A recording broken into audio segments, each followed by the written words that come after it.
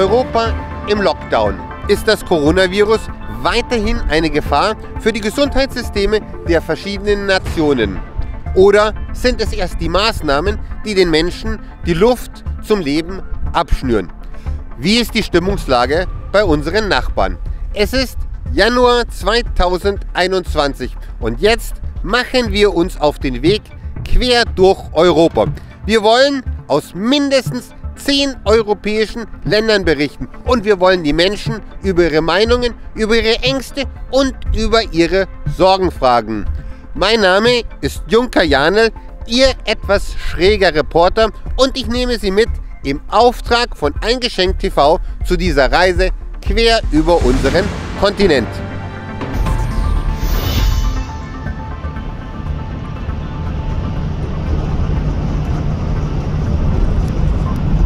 Hier ist Junker Janel unterwegs auf einer geheimen Mission durch Europa. Das heißt, wirklich geheim ist sie nicht, denn natürlich geht es um Corona und Covid. Und zwar wollten wir einfach mal wissen, wie sieht es denn in den anderen europäischen Ländern aus? Und da haben wir natürlich zuerst mal Station in Holland gemacht. Auch hier gibt es einen Lockdown. Nur wirklich lebensnotwendige Geschäfte dürfen öffnen.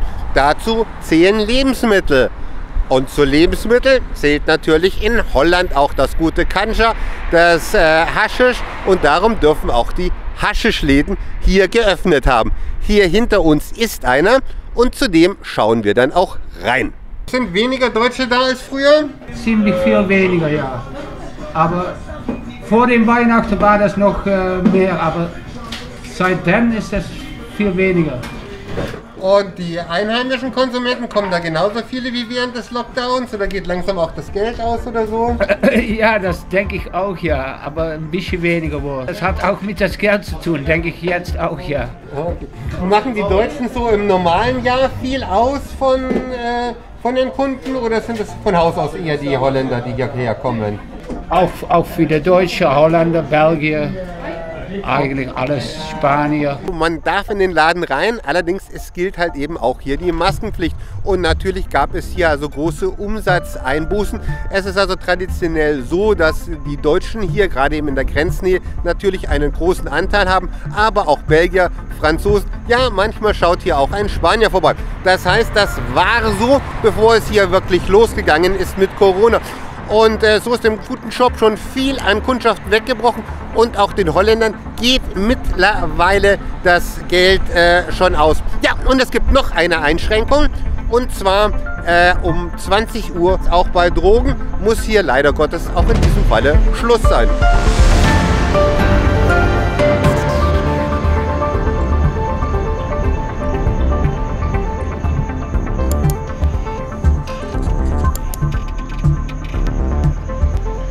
Ja, jetzt sind wir schon in Belgien angekommen und hier wird eingekauft in einem Supermarkt. Dabei gelten hier auch besondere Corona-Regeln. Man muss nicht nur die Maske tragen, sondern man darf sich auch nur 30 Minuten im Supermarkt aufhalten.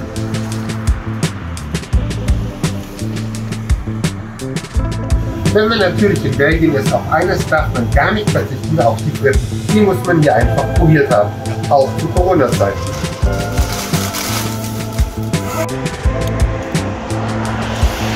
Hervorragend, echt lecker. Ein königliches oder ein Junkerfrühstück. Links abbiegen auf Schlossgartenstraße. Jetzt wird es noch mal ein Stückchen wahnsinniger offensichtlich. Kein Mensch hat eine Ahnung, wie glatt die Straße wirklich ist. Man spricht Deutsch, hier gibt es Winterdienst. Oder besser gesagt, hier stand, es gibt keinen Winterdienst.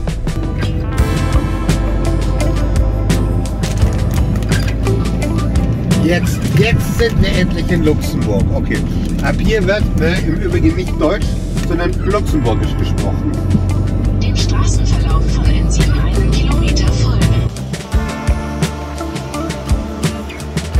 Jetzt sind wir mittlerweile in Luxemburg angekommen und natürlich gilt auch hier die Maskenpflicht. Und was viele wissen, ist, dass Luxemburg quasi das Steuerparadies ist. Allerdings nicht nur für Großkopferte, sondern auch für der kleine Bürger kann total davon profitieren, wie man hier an den Benzin- und Dieselpreisen sieht.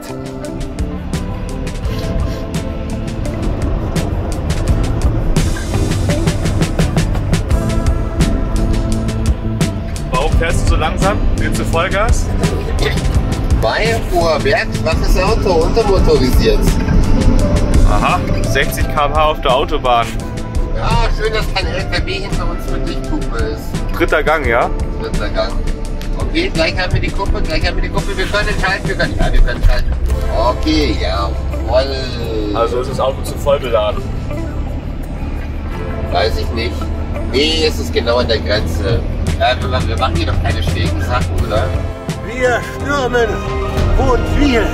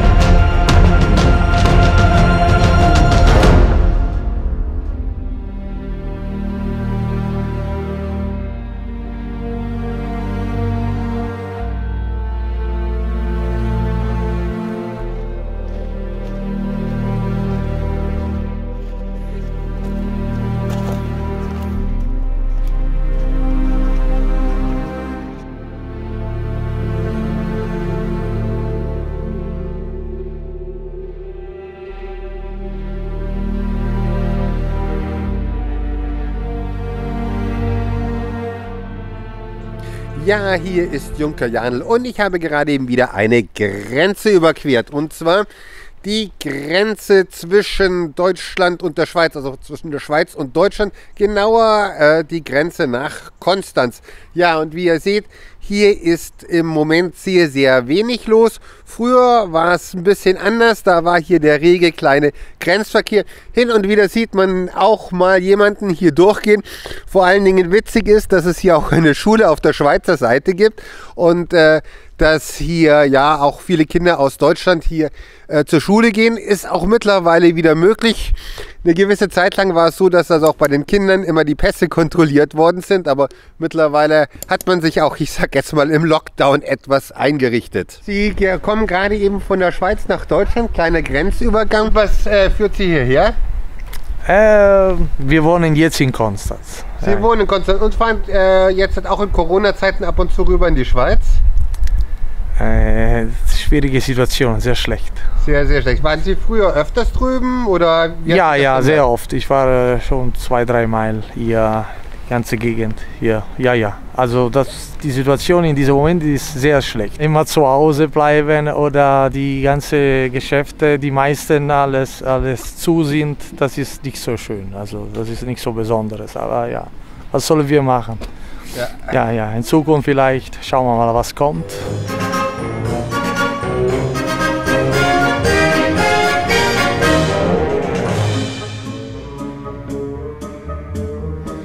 Ja, hier ist der Junker Janel und ich bin gerade eben hier in Frankreich angekommen, kurz hinter der Schweizer Grenze in Jourmont. Ich glaube, das spricht man so aus, Jourmont. Und ich bin ja ein begeisterter Fan des Wintersportes und vor allen Dingen Skifahren hat es mich ja total angetan. Und eigentlich würde ich jetzt auch gerne zu Corona-Zeiten mir die Bretter an die Füße binden und dann auf den Berg. Aber mal schauen, ob das hier überhaupt möglich ist. Hier gab es normalerweise die Skier zum Leihen und Stöcke und so weiter und so fort, ob der überhaupt auf ist. Wir waren zwar in dem Geschäft drinnen, sind aber ohne Skier wieder rausgekommen. Mag daran liegen, dass vielleicht auch mein Französisch nicht so gut ist und es hat da eher so ein bisschen Kopfschütteln über mein Ansinnen gegeben. Und jetzt sitze ich ja auf dem Lift, aber der fährt nicht. Wintersport ist ja nicht offiziell hier verboten, aber die Anreize dafür sind doch etwas mager. Der Lift fährt nicht, alles rot. Mai, was kann man machen? Selber rauflaufen. Und Abstand halten kann man hier ja ganz locker. Und selber laufen, das stärkt natürlich auch das Immunsystem. Und was gibt es denn Besseres in der Corona-Zeit? Das sagen natürlich nur die Verschwörungstheoretiker, die anderen schwören auf die Impfung, aber ich sag jetzt halt, sich selbst betätigen, Immunsystem aufbauen, das ist doch super und macht auch Spaß. Kein Winterdienst.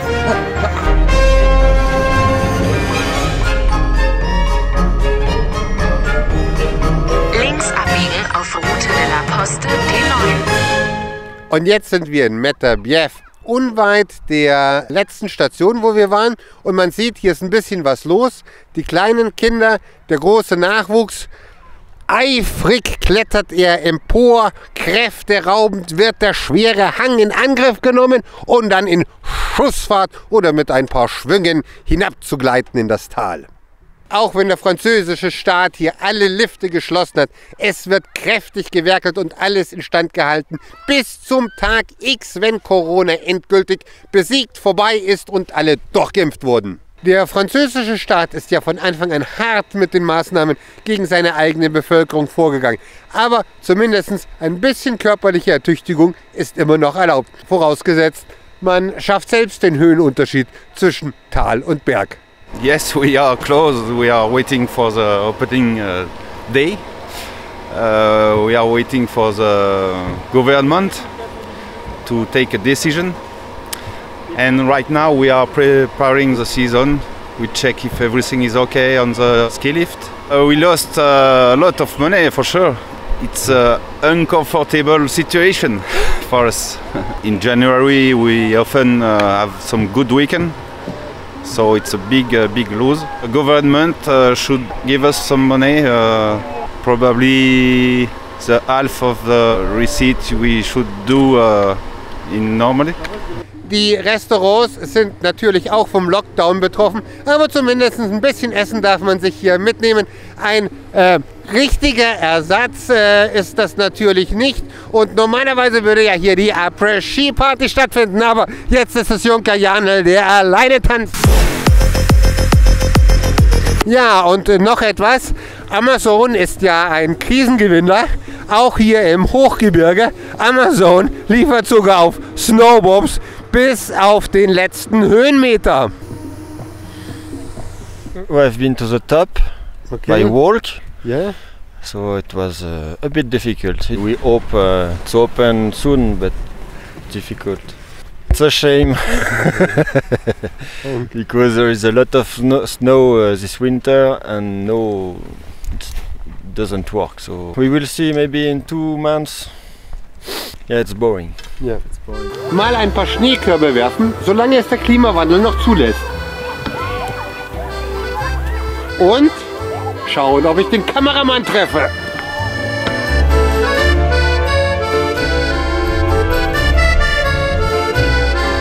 Mit so einem langen Schlitten ist es natürlich verdammt schwer, in einer französischen Innenstadt einen Parkplatz zu finden. Aber Junker Janel hat natürlich jede Menge Entourage und Gepäck dabei. Und so haben wir jetzt einen kleinen Fußmarsch vor uns, denn nach da hinten wollen wir nach Besançon.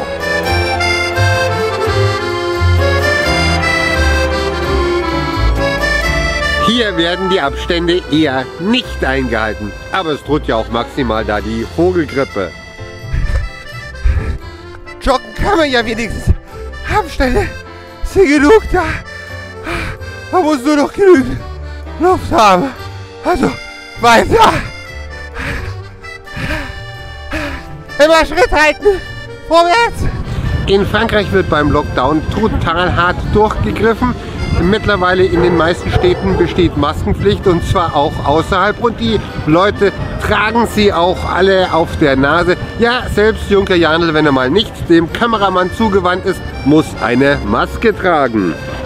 Wir sind nach Frankreich gekommen, wir waren Skifahren, wir haben uns auch ein bisschen sportlich betätigt, aber bei Frankreich, da denkt man doch zuerst einmal ans Essen und glücklicherweise ist ja noch niemand auf die Idee gekommen, Corona einfach auszuzögern. Und so haben die Lebensmittelgeschäfte geöffnet und hinter mir ist also ein ganz toller Markt.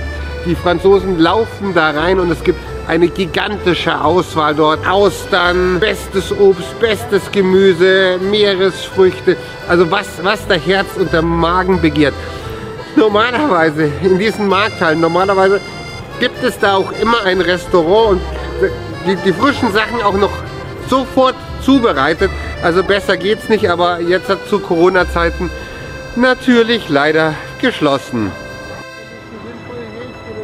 In Frankreich dürfen natürlich auch nur lebensnotwendige Geschäfte eröffnen und Kleidung ist natürlich auch lebensnotwendig, sonst müssten wir ja alle nackt rumlaufen.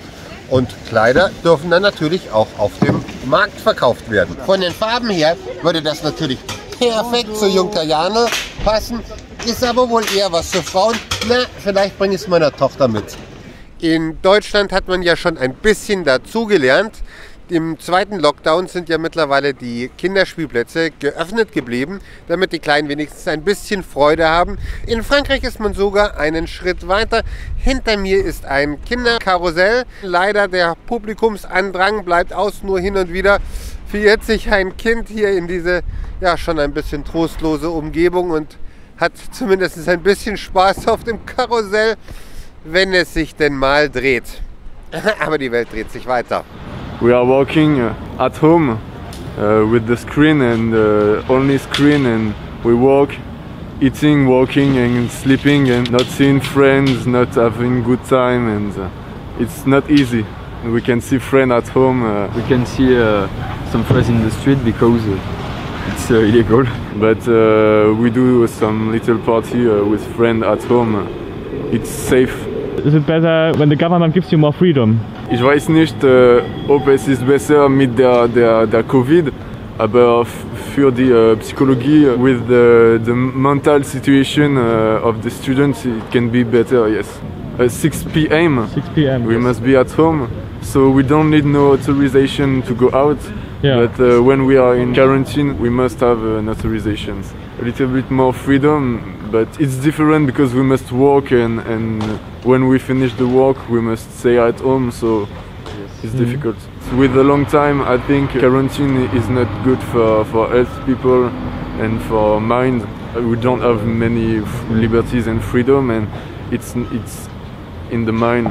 The protection of the children, it's difficult because they don't have any activity out of their school. It's more difficult because at 6 p.m. Some children at my work are more hungry because of the not activity out of the school. I think that the virus is less dangerous than quarantine and every liberty is broken for these children. For people in the handicap, for disabled, they can't understand what's happened really. It's very difficult to respect the distance and everything we must respect today. In our work, this is very difficult too, with the communication with the child, because with the mask we can see what's happened on their face. We know that the communication is not just to talk, and it's to understand the emotion on their face and what they feel. What they feel, yes. For our work, it's a big problem, really a big problem. Ich möchte kein Vaccine. I know that 40% in France don't want to vaccine. There's many people who are scared. This is a little bit equal, and we don't really know what people think, but many people are scared and many people walk in the street to say we don't agree with that laws. Here I can say 500 people walking in the street in demonstration. It's not just a corona problem, it's a problem with the government, with many things, with many laws, liberticide. I remember I was in a demonstration.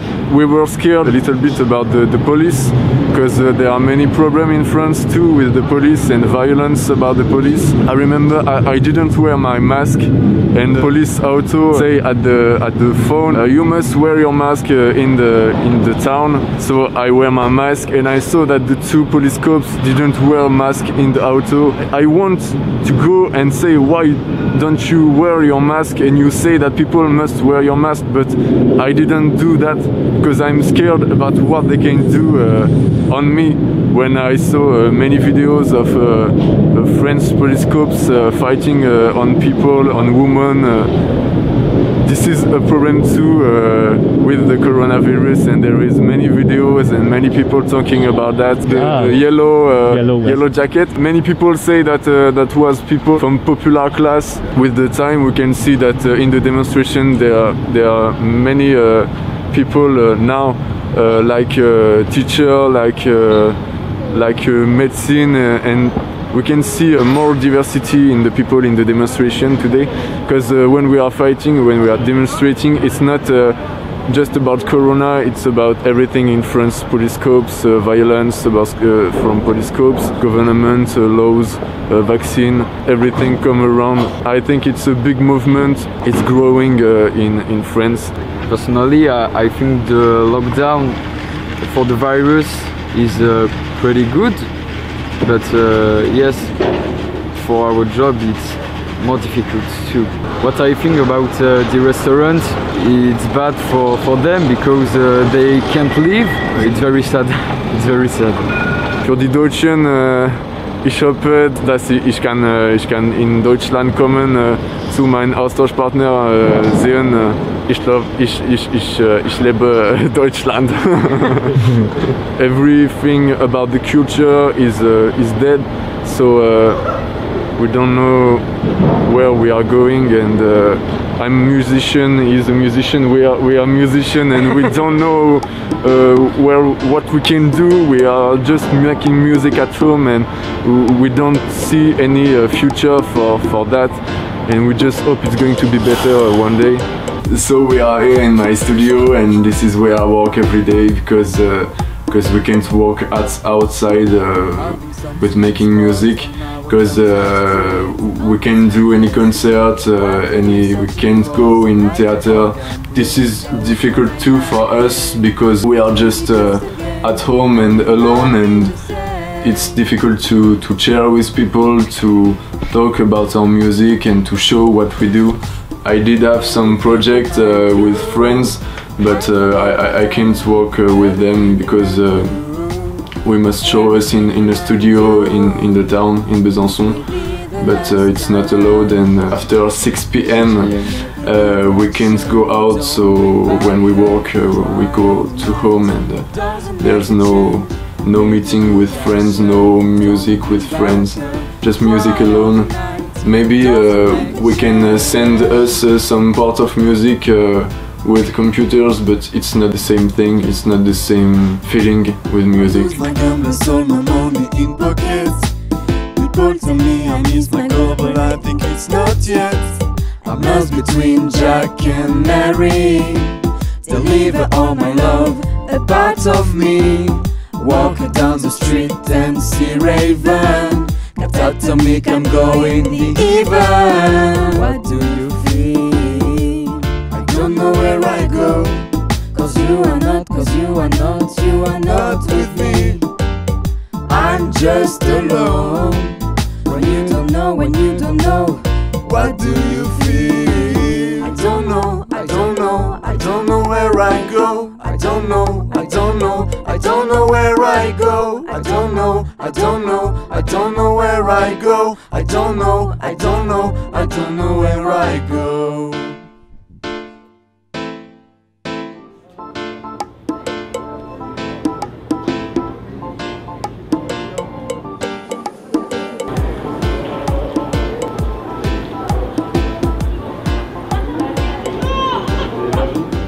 Wie wir hierher gekommen sind, hier ist es ja, es haben nur lebensnotwendige Geschäfte offen. Also wie man sieht, ist hinter uns also fast jedes Geschäft geöffnet. Also offensichtlich ist in Frankreich einfach alles lebensnotwendig.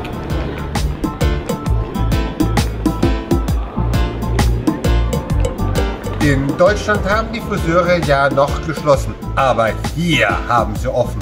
Tja, aber das, was Junker Jandl wirklich bräuchte, wäre ein Barbier. Gerade eben haben wir live moderne Kultur erlebt, aber Besançon, da reicht natürlich auch die Kulturgeschichte wesentlich weiter zurück, und ja, im Moment ist Lockdown, und was liegt da näher daran, sich auch ein bisschen fortzubilden vielleicht und so einen kleinen Blick also auch auf die andere, die Kultur vor unserer Zeit zurückzuwerfen, wie beispielsweise hier dieser Triumphbogen, der stammt noch aus der Römerzeit. Marc Aurel hat ihn errichten lassen. Ja, diese Stadt hier hat eine äußerst interessante Geschichte, gehörte ursprünglich zum Frankenreich, kam dann an das Heilige Römische Reich deutscher Nation. Ja, und dann war es auch mal das Königreich Burgund. Also wer sich für sowas interessiert, findet hier interessanteste Spuren der Vergangenheit. Und ja, wenn ich Königreich Burgund höre, das weckt in mir auch so, ja, ein bisschen so romantische Gefühle. Da kann man so ein bisschen so von alten Zeiten träumen. Die größte Sehenswürdigkeit, und zwar wirklich die größte Sehenswürdigkeit im wahrsten Sinne des Wortes, ist die Zitadelle von Besançon. Sie steht aber auch ein klein bisschen für das Ende von Burgund, denn die Zitadelle wurde erst errichtet, nachdem die Franzosen diese Stadt hier eingenommen hatten. Wirklich eine der schönsten Festungen und auch ein riesiger Touristenmagnet. 11 Hektar umfasst die gesamte Anlage.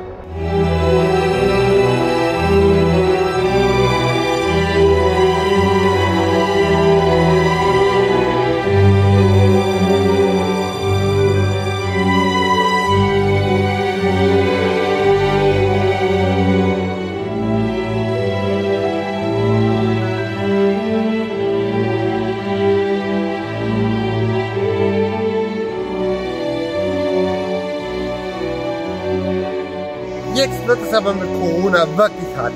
Selbst der Saufservice ist verboten.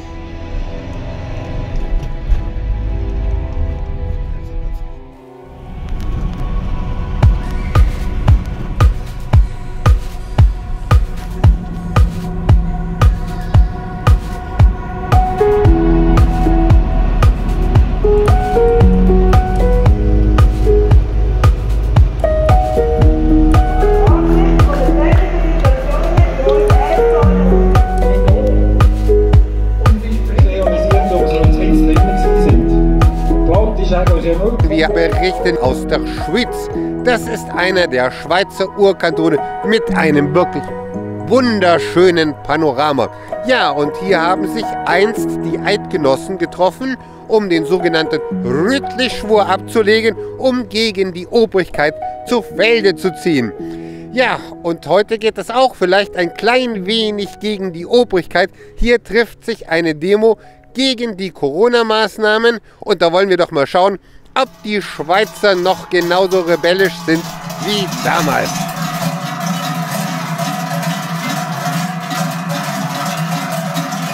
Ich bin weder Verschwörungstheoretiker, obwohl ganz vieles konstruiert vorkommt.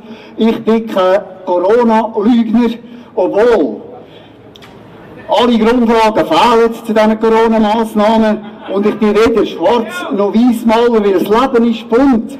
Warum komme ich nach Schweiz? Es geht um die Meinungsfreiheit. Zweitens, es geht um Kundgebung und Lachen, wo es einiges zu sagen gibt. Und drittens, der Aufruf schon jetzt. Wehren Sie sich, Ihre eigene Meinung auch mit Maske zu haben, zeigen Sie trotz Behördenwillkür Ihr Profil. Weil, man muss nur schon die Bundesverfassungspräambel lesen, dort drinnen steht gewiss, dass frei nur ist, wer seine Freiheit gebraucht. Sie machen das heute. Ich habe keine Angst vor Corona. Ich finde dieser Virus wie jede andere Grippe oder so wie ich das kenne aus der Vergangenheit und darum vorsichtig ist sicher richtig. Aber es wird Angst und Panik verbreitet von den Medien.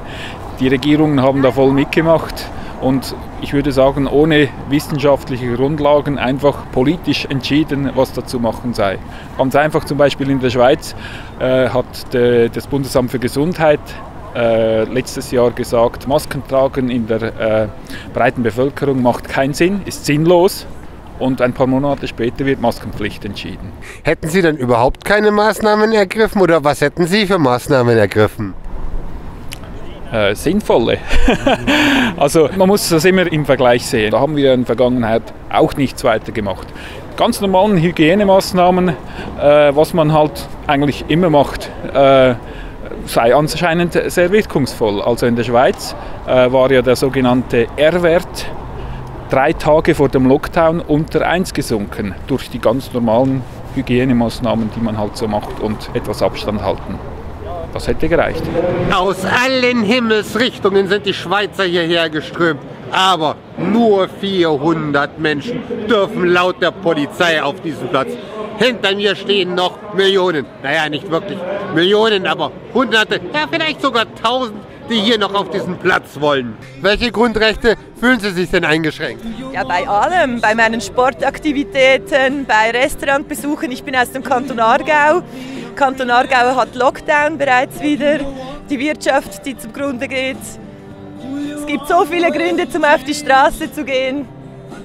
Es gibt ja auch Leute, die sagen, sie haben Angst vor Corona und die finden die Maßnahmen gut und sie sagen, die hätten also ein Grundrecht auf ihre Gesundheit. Können Sie die Leute verstehen oder wie sehen Sie das?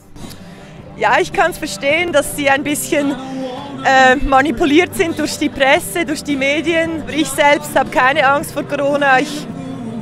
Wie gesagt, wir sind gesund.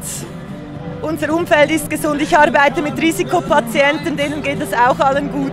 Ja, es sterben immer Menschen, es sterben jedes Jahr Menschen. Wir haben keine Übersterblichkeit in der Schweiz, wir haben keine Übersterblichkeit in Deutschland, auch nicht in Österreich. Leute sterben immer, wir haben keine Grippe mehr, dafür haben wir jetzt Covid. Alles hat Covid. Alles, was wir hier erleben mit Corona, ist gegen die Aufklärung gerichtet. Meinungsfreiheit, Selbstverantwortung, Privateigentum oder die Familie, das Individuum steht über dem Kollektiv. Es ist ein Krieg gegen die Aufklärung und dann, wenn die aufgeklärte Gesellschaft geht, dann bleibt nur noch die Barbarei. Und dahin wollen wir nicht. Aber die Welt, ich glaube, die hat sich verändert. Das sollte für jeden klar sein. Wir werden nie wieder zu den Pre-Corona-Days zurückgehen. Aber was wir jetzt aus dieser Zukunft machen werden, das wird sich dann herausstellen, oder? Ob das die WEF-Schiene ist mit You own nothing and you will be happy oder ob die Leute doch noch realisieren, okay, also wir müssen in die Sezession, wir müssen uns abspalten von diesen Zentralregierungen und das Leben wieder in die eigenen Hände nehmen. Und ich möchte meinen grossen Dank den Lehrpersonen aussprechen, die sich tagtäglich einsetzen, den Kindern ein eigenständiges und kritisches Denken beizubringen. Und ich möchte diesen Geschichtslehrpersonen einen grossen Dank aussprechen, die den Kindern lernen, dass die grossen Ereignisse der Weltgeschichte immer in politischen und wirtschaftlichen Zusammenhängen stehen und sie nie einfach so zustande kommen. Und dass sie in ihren Mustern von der Macht sich sehr ähnlich sind und wir extrem aufmerksam bleiben müssen. Mein Dank geht an alle deutschen Lehrpersonen, die den Kindern lernen, Inhalte zu verstehen und sie können interpretieren und sich eine eigene Meinung nachher daraus herauszubilden, die mit den Kindern üben, respektvoll miteinander zu diskutieren und auch verschiedene Meinungen abwägen und üben, respektvoll durch das miteinander umgehen. Die Freiheit und die ganzen Verstöße gegen unsere Grundrechte, Verfassung und all das Zeugs, das muss wieder hergestellt werden. Die Wirtschaftsschäden, da spricht man eigentlich nicht so groß davon. Wir hatten das wunderbare Instrument der Schuldenbremse bis anhin, also dass wir nicht eine Staatsverschuldung hatten bis übers Haus hoch. Dem ist nun ein Ende gesetzt, wenn ich sehe, wie viele Milliarden da jetzt für unsinnige Maßnahmen mit Bekämpfung ausgegeben werden. Haben Sie da das Gefühl, dass da auch manchmal so ein bisschen bewusst Panikmache betrieben wird von den Medien und vielleicht auch von der Regierung? Bewusst? Seit 10 Monaten ist ja ein Dauerbrenner. Da kommt mal eine neue Form vom Virus, dann kommt wieder höhere R-Werte, dann kommen wieder die Spitäler, die voll sind. Also irgendwas, mit irgendetwas versucht man ja dem Volk dauernd Angst zu machen. Wir analysieren diese Statistiken und wir sprechen ja auch mit Pflegepersonal und Ärzten direkt in den Spitälern. Da haben wir ja auch Kontakte und ganz so, wie die Presse das leider hinstellt, ist es nicht. Also ich denke, da wäre noch ein bisschen Aufklärungsbedarf. Schon vor 40 Jahren bist du bei 70 unten, glaube ich, jetzt ist man bei der Lebensordnung bei 84 oben. Man hat ja eigentlich mit der Medizin, mit der Pflege und alles, hat man die alle können älter werden. Das weiss jeder, wenn er auf die Welt kommt. Die Stunde ist eigentlich geschrieben, wenn er wieder muss auf der Welt gehen muss. Aber es sieht aus, als Sterben eigentlich nicht mehr zum Leben gehört. Das ist sicher nicht schön für die in einem Altersheim eingesperrt sind. Aber man muss denken, wenn du am Sterben bist, hast du die eigene Familie, kann dir nicht einmal dabei sein, kann nicht dir noch die letzten Worte oder irgendwelche tröstliche Sachen mitteilen oder die Hand geben, dabei zu sein. Es ist schade, wenn man den Eltern die nicht mehr antun. Sie haben ja früher auch zu uns geschaut und uns gross zu werden, manches mitgegeben und zuletzt muss man die allein lassen, das ist ja himmeltraurig.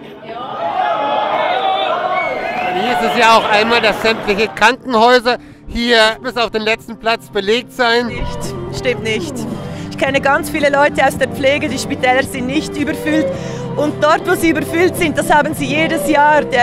Das Gesundheitssystem wurde so kaputt gespart in den ganzen letzten Jahren. Wir haben jedes Jahr Überbelastung in der Grippezeit, jedes Jahr. Es ist Panikmache und das unterstütze ich nicht. Und haben Sie eine Ahnung, warum dann da so eine große Panikmache gemacht wird? Ja, das ist die Frage. Müsst ihr selbst recherchieren. Bin ich die Verschwörungstheoretikerin? Wir haben jetzt hier Beispiele eben auch von Spitälern hier in der Schweiz. Die haben zum Beispiel 2'500 Notbetten unten im Basement. Die wurden nie angefasst. Oder? Wir haben den ganzen Sommer durch mit Milliardenbeträgen mussten wir die Spitäler quersubventionieren, weil sie sonst Konkurs gegangen wären. Ich hatte ein gutes Gespräch mit Václav Klaus, ehemaliger Staatspräsident aus Tschechien, aber auch mit Prinz Michael von Liechtenstein. Denen ihre Theorie, Corona ist ein Scapegoat. Also Corona ist quasi eine Ausrede, um das System, wie sie es vom WEF propagieren, an die Wand zu fahren. The Great Reset. Die Zentralbanken und die Staaten sind verantwortlich, dass wir in einem komplett überschuldeten Bankensystem stecken. Und man, eben, wenn es möglich wäre, Wohlstand zu drucken, dann müssen wir ja nicht arbeiten. Da könnte man uns jedem 1 Million in die Hand drücken und wir haben alle ein Happy Life. Also das ist ja Bullshit, oder? Aber das ist im Endeffekt das was abläuft. Also wir sind am Ende eines langfristigen Schuldzyklus, wir sind am Ende diverser Generationenzyklen. Also alles hat ein Ende, nur die Wurst hat 2, oder? Und das heißt einfach, das ganze Finanzsystem, das ist eigentlich das, was at stake steht und das nicht mehr länger unterhalten werden kann. Und Corona ist quasi eben die Ablenkung davon, dass nicht die Mächtigen dieser Welt quasi in den Straßen gelyncht werden oder eben mit der Guillotine, wie das früher der Fall war. Also wenn die Show hier zu Ende ist, mit dieser Corona und die Weltwirtschaftskrise, ich meine, die Lawine rollt, das kann man auch nicht mehr aufhalten.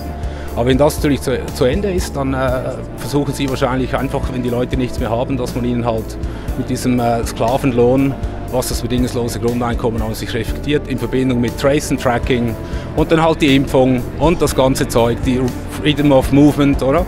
Da werden wir eingeschränkt. Also sie versuchen es auf die Richtung. Ich glaube einfach nicht, dass es ihnen gelingen wird. Ich denke nach wie vor, der Mensch ist ein rationales Geschöpf. Aber irgendwann hoffe ich, dass die Leute erwachen und dann sagen, hey, enough is enough. Wir ignorieren die Zentralregierungen und wir suchen unser eigenes Glück innerhalb von, eben wie es wir in der Schweiz haben, dezentral, also nicht zentral, oder Subsidiarität, die Gemeinden, die werden entscheidend sein und die Sklaven, die dann in den Städten hocken wollen, die sollen das machen, wenn sie das wollen, oder? Aber die freien Bürger sollen die Möglichkeit haben, sich von diesem System zu verabschieden, zu sagen, wisst ihr was, unsere Steuergelder kriegt ihr nicht mehr.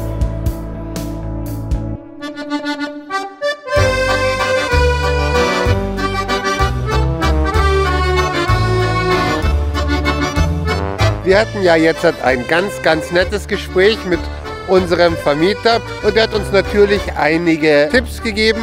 Man kann hier beispielsweise mit diesem alten Steg rübergehen in die Nachbarstadt Rapperswil. Diesen Steg, den gibt es eigentlich auch schon seit Jahrhunderten, vielleicht sogar Jahrtausende, haben sich hier die Menschen von einer Seite des Sees auf die andere gemacht. Vor allen Dingen im Sommer. Im Winter ist früher der See, häufig ist er nie zugefroren. Das letzte Mal, dass er zugefroren ist, das war vor 50 Jahren und ist hier natürlich eine wunderschöne Landschaft.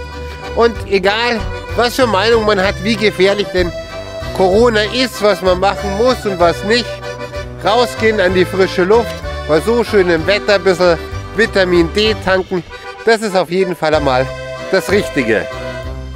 mit dem Abstand halten ist es jetzt hier auf dem Steg bei dem Begängnis gar nicht so einfach. Also die Idee, raus an die frische Luft, die haben hier viele gehabt. Eigentlich müssten die einen hier auf der einen Seite laufen und die anderen auf der anderen Seite, dass man den 2 Meter Begegnungsabstand auch noch einhalten kann.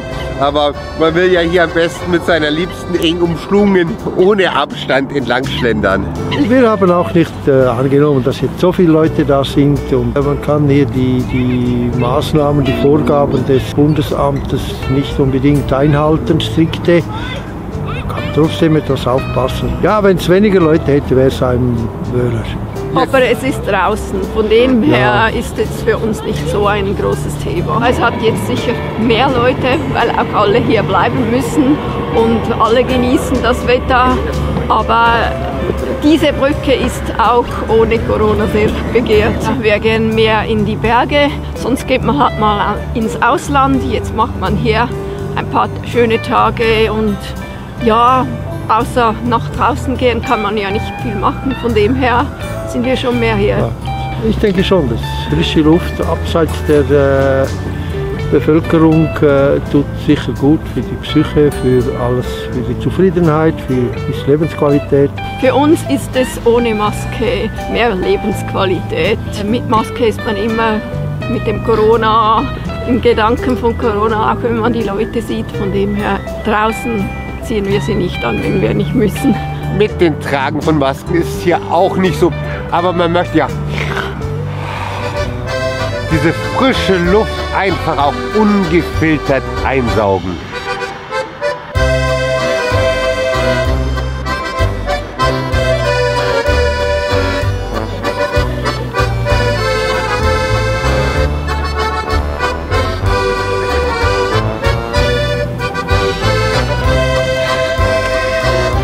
Ja, Jonka Jana macht mal wieder Sport, ist gut fürs Immunsystem und dieses Gerät ist auch wieder voll praktisch. Man läuft und kommt dann doch nirgendwo an.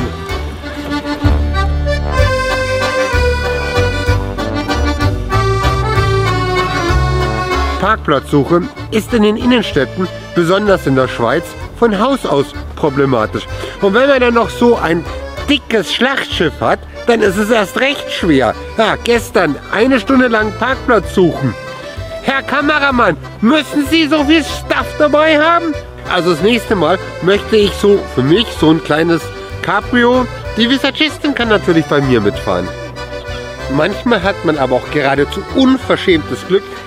Dieser Automat hat auch Maskenpflicht und das heißt, ja, da müssen wir wohl mal nicht zahlen.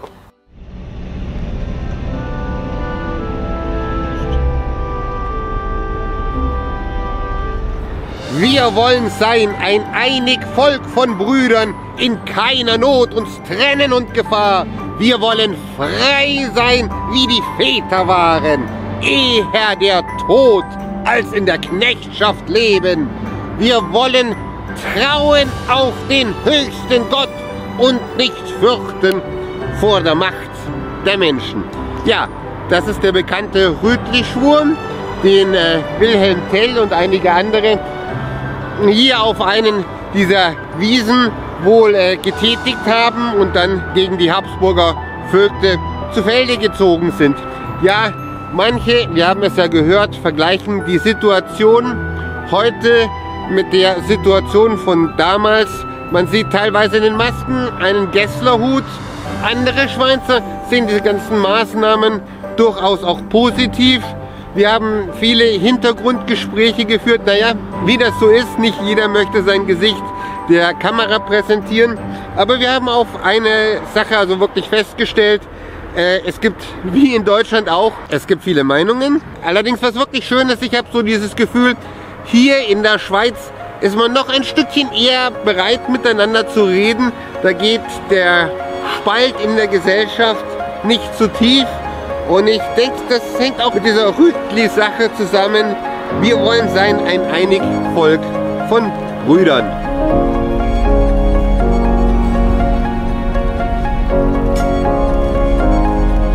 So, im Moment fahren wir durch den Gotthardtunnel über 16 Kilometer. Es ist hier nur eine Seite des Tunnels auf, das heißt, wir haben hier Begegnungsverkehr.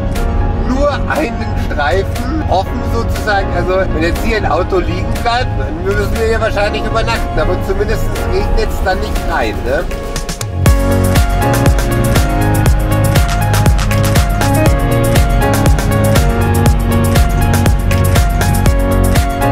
Nach 400 Metern im Kreisverkehr geradeaus nach Via Monteceneri, Route 2 fahren.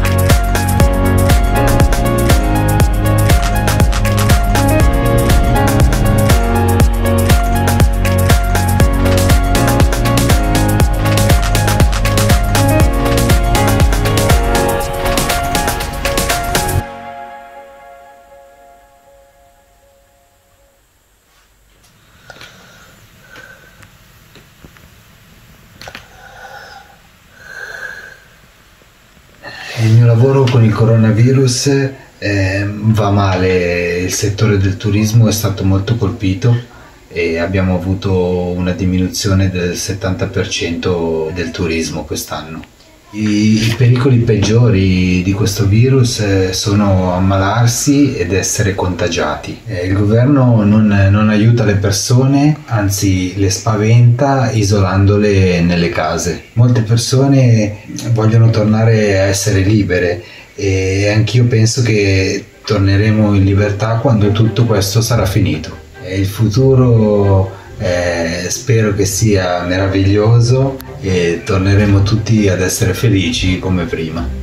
Wir fahren jetzt nach Bergamo hinein. Ist natürlich allen Leuten bekannt durch die Corona-Krise. Hier in Italien hat das ja quasi seinen Ursprung genommen. Was vielleicht ganz interessant ist, also Bergamo ist auch historisch ein sehr, sehr interessantes Städtchen. Uns interessiert allerdings vor allem, wie geht es den Menschen heute, wie schauen sie zurück auf die Ereignisse von damals.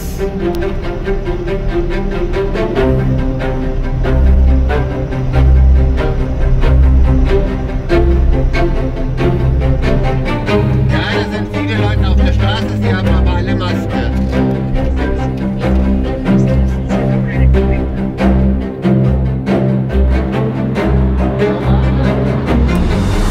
Die Innenstadt, die alte Innenstadt von Bergamo, ist hoch oben gelegt, aber diesmal müssen wir wenigstens nicht selber rauslaufen, sondern haben hier 2 Tickets für die Standseilbahn. So, jetzt geht's hier rauf und ganz wichtig, hier Maske tragen, weil wir sind ja hier in einem Innenraum. In Italien ist es so, dass man also überall im öffentlichen Raum, also auch draußen, eine Maske tragen muss, weil ansonsten drohen halt eben hier wirklich horrende Strafen, also noch schrecklicher als in Deutschland. Vorhin haben wir ein paar Ausnahmen gemacht für die Filme, da hoffen wir mal, dass das Auge des Gesetzes mal ein Auge zudrückt.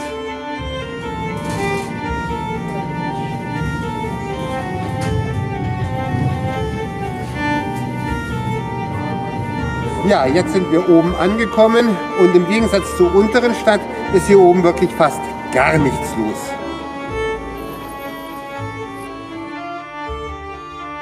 Da waren wir in Holland, aber auch in Italien würde man etwas Cannabis bekommen, wobei möglicherweise ist das hier nur CBD.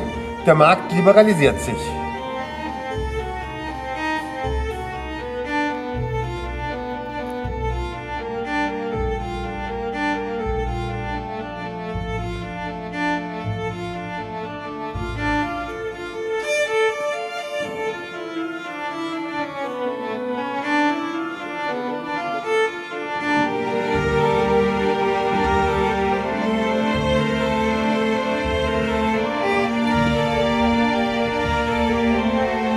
I think the situation now is quite normal, even if the people they felt how this epidemic destroyed the old generation from the town. Yes. More than 10,000 people died during the coronavirus. So the people are more clever than before about the pandemic, but they try to get to the normal life as before. But of course the situation is not the same as before. It's still worse because they open and close every 2 or 3 days. So the economical situation is really bad. At the beginning, I thought that they cut too many freedoms, but according to the test result and everything, I think if you give the freedom to the people, they don't have any self-responsibility, you have to close them again. Many times during the Saturday or Sunday, a lot of people all together in the shops or in the square. So the government due to close everything again, according to the test result. Otherwise, we can risk another COVID situation in 1 month or maybe less. Frankly speaking, I'm afraid of the vaccine because I think they didn't have enough time to test it. I think I will do it, but not in a month or before the summer. I hope in the 2022. And of course, I'm afraid. If you do the right thing, you don't go in a place with a lot of people and you follow some good rules made of good sense of living, I think you can avoid to take the COVID, basically, but you never know, unfortunately. I wish that this situation can change the way that we can live, because we have to do something for the planet, we have to change the economy, we have to respect the animals and nature. This is quite the end of the consumerism and the materialism. So this is a big opportunity for us. My brother lives in Germany, in Passau. You told me virus is now very dangerous in Germany and in Bergamo not like in March, April.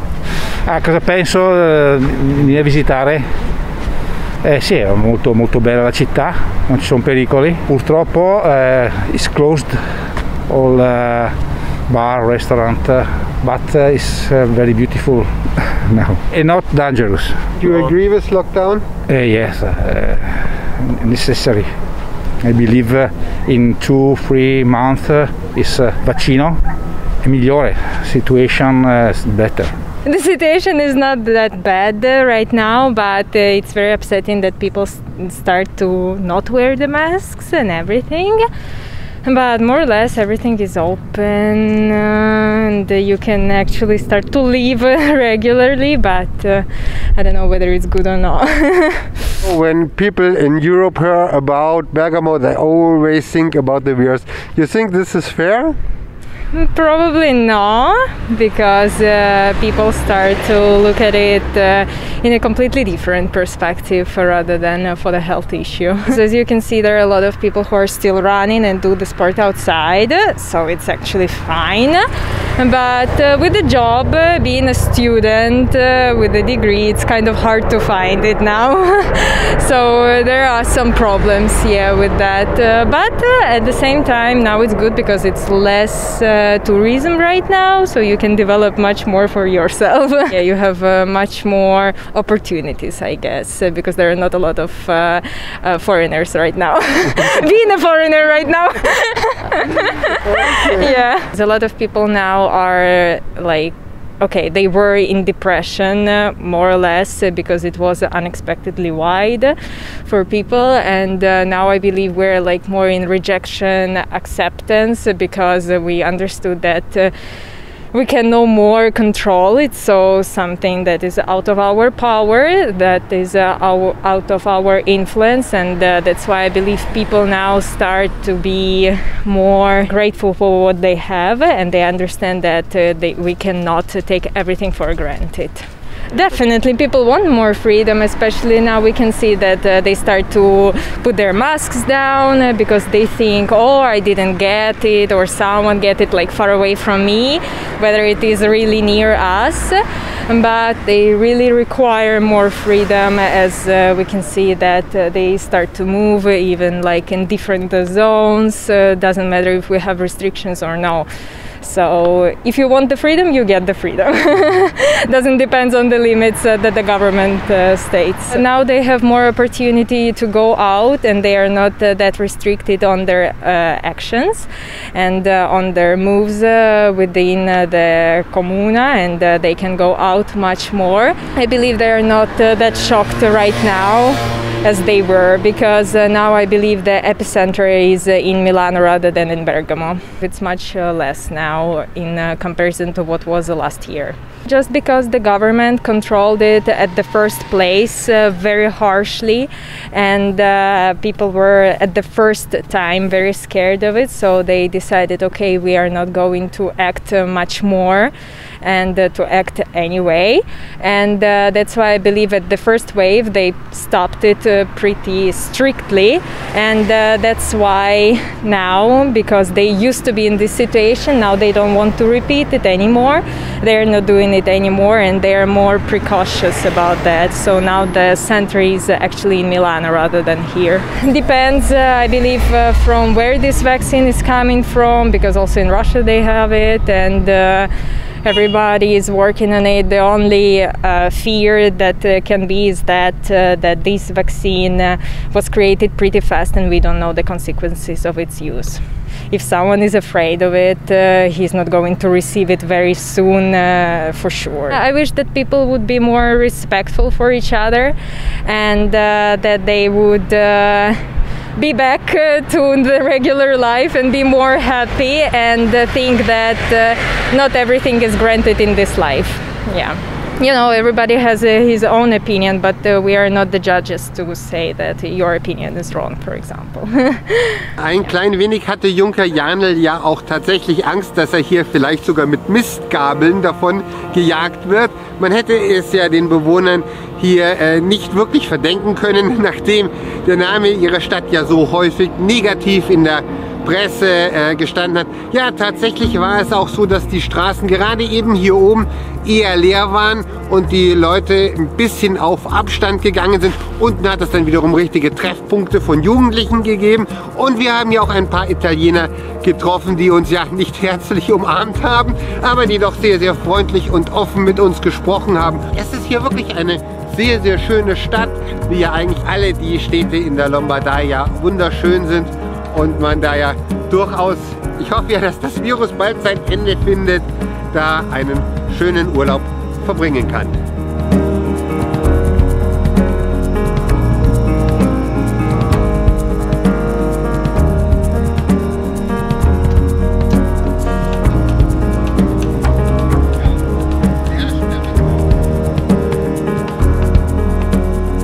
Noch eine halbe Stunde bis Mitternacht, nicht ganz. Wir sind hier mitten in Rom, der Welthauptstadt der Antike, aber ja, jetzt hat auch noch eine sehr, sehr große Stadt eigentlich, aber im Moment hier eher tote Hose.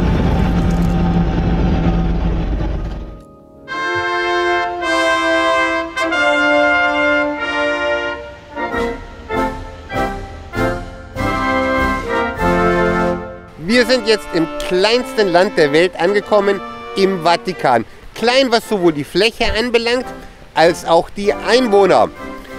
Allerdings, was Corona betrifft, ist es das sicherste Territorium überhaupt. Ja, es hat ein paar Corona-Fälle gegeben, die liegen allerdings Monate zurück. Und es ist hier noch nie ein Mensch an Corona gestorben. Und das, obwohl hier ja durchaus einige betagte geistliche Würdenträger herumlaufen, Kardinäle. Ja, und der Papst ist ja auch schon etwas älter. Der Vatikan hat Moos angesetzt.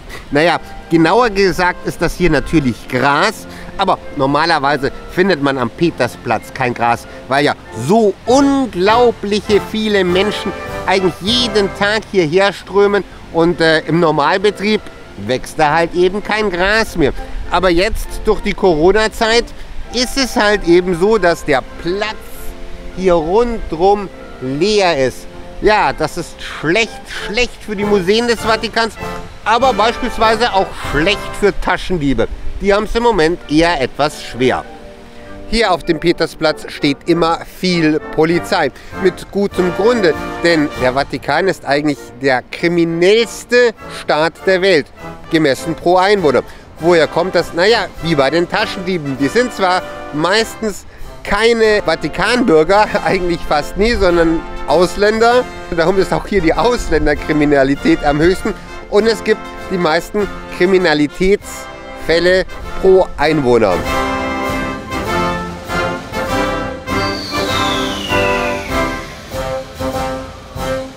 Der Vatikan ist auch ein Nexus der Verschwörungstheorien. Die einen kennen die Geschichten von Dan Brown, Sakrileg, Illuminati. Ja, das spielte alles hier.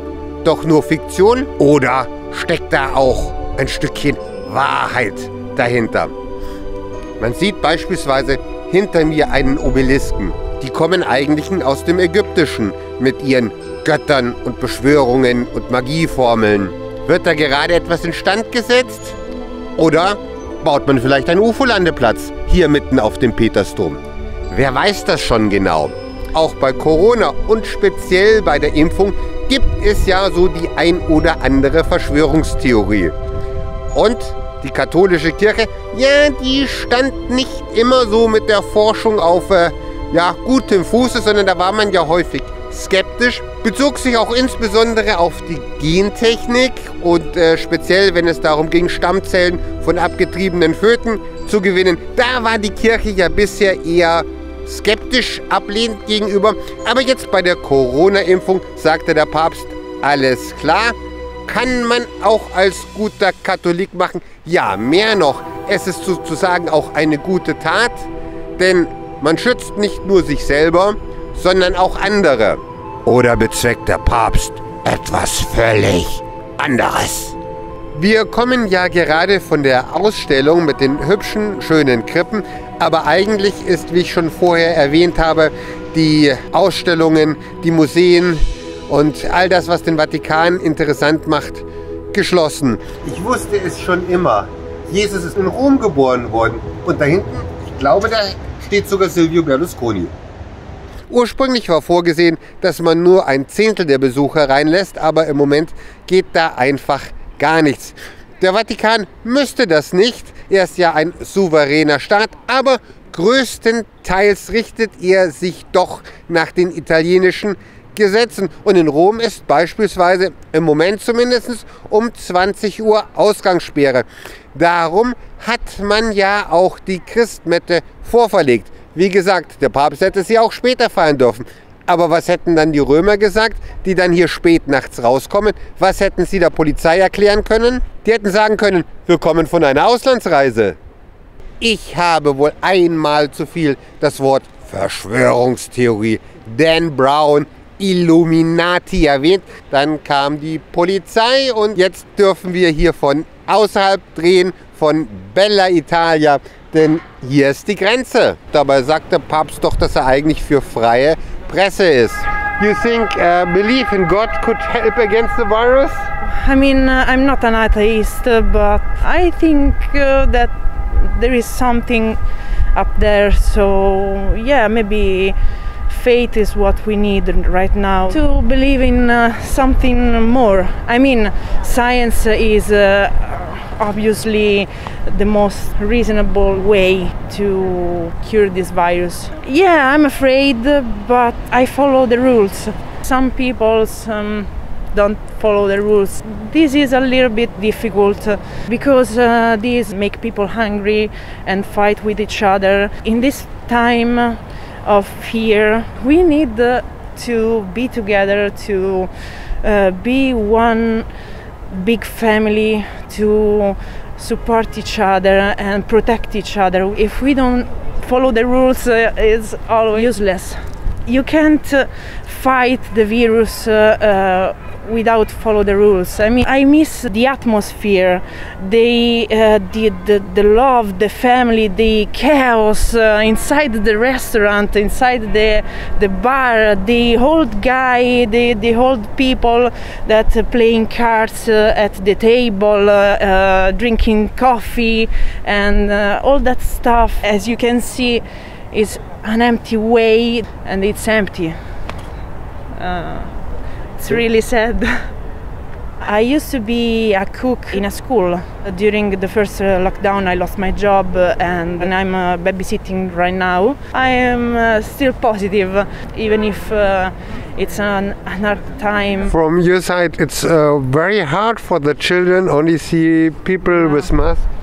Yeah, maybe for children is harder than for us, because they don't really understand what it's happening. They know about this virus, but they can't understand really what's happening. They feel what we give to them. I had friends that keep going outside with corona, and in fact other people. If you still have this mentality that the corona is not important and you continue to attack the politics, I mean, it's a strong polity, and we feel maybe a little oppressed, but we need that right now, because not all the people have the mentality to fight, to stay together, to stay strong, to think about other people, all the people that need to be protected. Against the virus, it is better to believe in science or to believe in God? Both. Both. Both, because the science work with the church to achieve this goal. So both. I'm not scared about the COVID.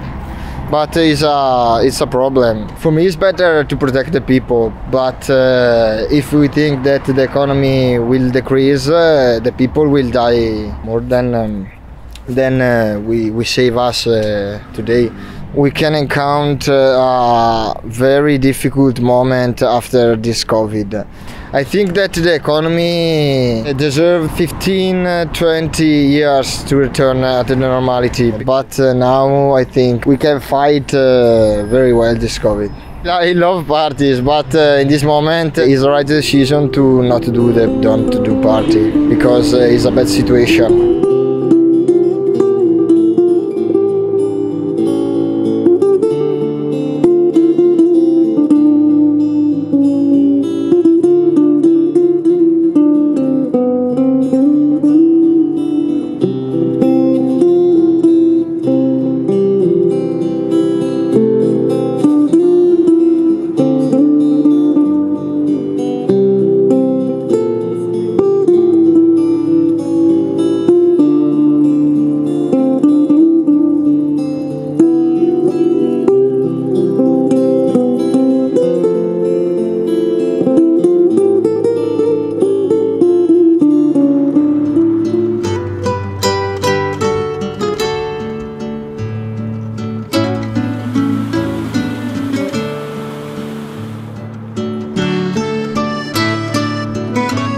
Wie bekämpft man Corona? Na, man benennt einfach einen Platz nach ihr.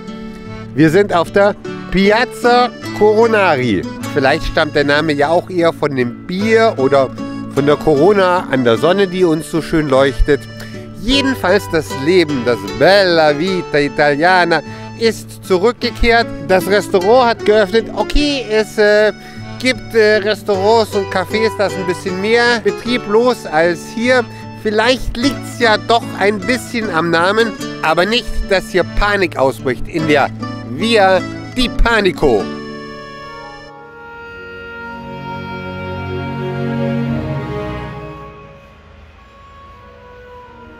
Das Kolosseum, das darf natürlich bei einem Reisetrip nach Rom nicht fehlen. Vielleicht hat der ein oder andere ja auch noch das Bild von verschiedenen Filmen im Kopf, wie das Kolosseum brennt, weil Nero es angezündet hat. Tja, ist leider Gottes falsch. Also das Kolosseum in dieser Form ist eigentlich erst von einem seiner Nachfolger gebaut worden. Und ja, wahrscheinlich war es auch nicht Nero, der damals Rom angezündet hat, sondern andere dunkle Kräfte, die damals den Great Reset gestartet haben. Aber da sind wir ja jetzt wieder bei Verschwörungstheorien.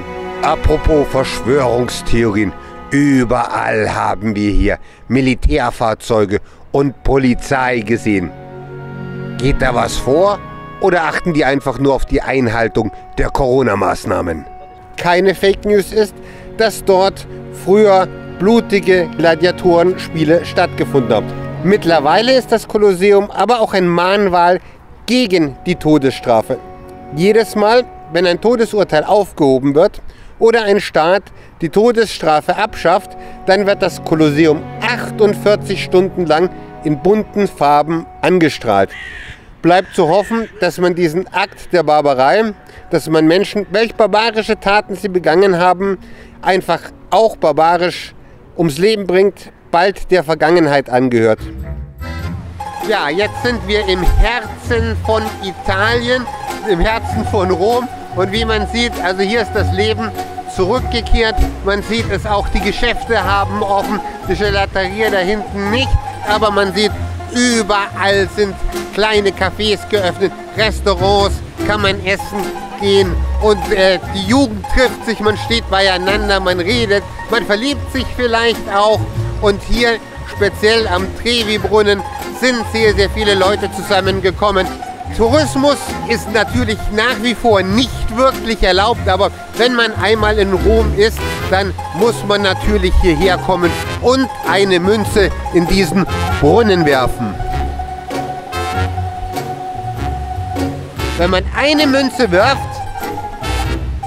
dann kehrt man sicher nach Rom zurück. Wenn man eine zweite Münze wirft, dann verliebt man sich in eine Römerin. Ist übrigens gendergerecht, also wenn Mädchen werfen, dann verlieben sie sich in einen Römer. Und wenn man die dritte Münze wirft, dann heiratet man diese Römerin, diesen Römer oder das Römer eben. Okay, aber die Scheidungskosten, die bezahlt dann bitte der Sender. Eigentlich ist Italien ja das Land von Pizza und Spaghetti. Aber so ein paar Maronen sind auch nicht verkehrt.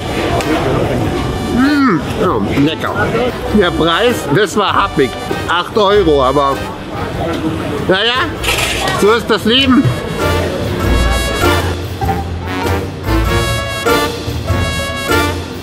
Junker Janel geht jetzt in den Untergrund.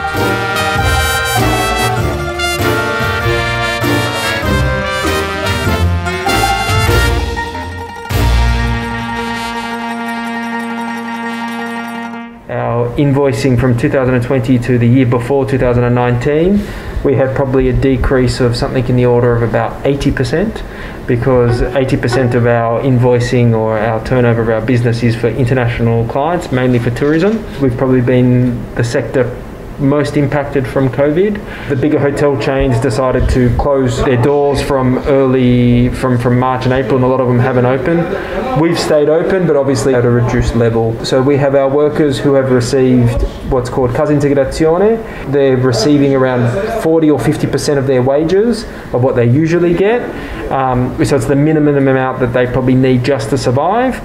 As a business owner, we've only probably received maybe €14,000 as assistance from a company, and our business usually turns over close to €1 million a year, so €14,000 doesn't really go a long way when you're used to turning over $1 million a year. Lots of different business owners, especially in the hospitality industry, that are obviously feeling the impact of it and are looking for the government to give more assistance. But unfortunately, Italy has a financial situation with the government where they can't help out too much because they don't have the funds. Or at least that's the story they're telling. Italy already comes from a economic situation where funding is limited because of the high proportion of debt. A problem that's not only going to face Italy, it will face also other, let's say, even stronger economies. This is a problem which will impact economies and countries not just for 1 year or 2 years. This will have a significant impact for the next 5 to 10 years. The 6 months maximum of living with restrictions, and I think you'll start to get the rebellion side of people just not abiding to them soon if it goes for too much longer.